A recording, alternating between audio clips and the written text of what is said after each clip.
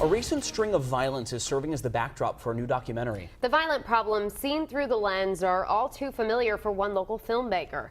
Eyewitness News reporter Walt Buteau with details in this week's Street Story.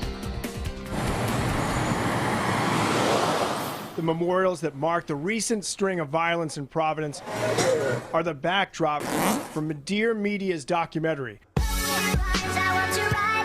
Small city, big problems. Now it's all about shoot 'em up, bang, bang. This documentary theoretically is the anti-shoot 'em up, bang, bang video.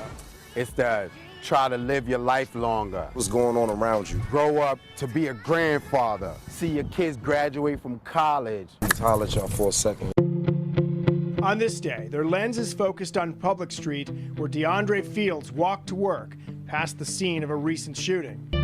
He tells us some of the fights are sparked by text messages and Facebook rants. Social media is messing it all up. They just sit there and, all right, whatever, I'm gonna kill you when I see you, I'm gonna beat you up when I see you. I came up in the streets. Madeir understands what the victims and suspects are going through, since he was both.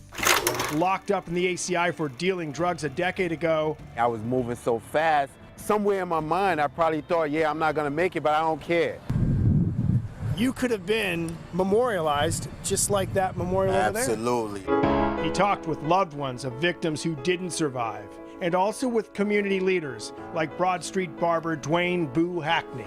That's our philosophy. And he gave them their first haircut, and he also was the one to give them their last haircut when they passed away. Madeir says one message of the film will be, Oh, yeah.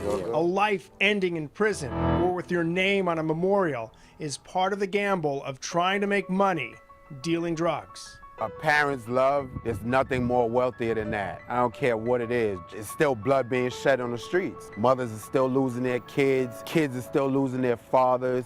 Madeir tells us he hopes city teenagers will turn off video games and music that he says glamorize violence long enough to watch his film that he says is also aimed at parents.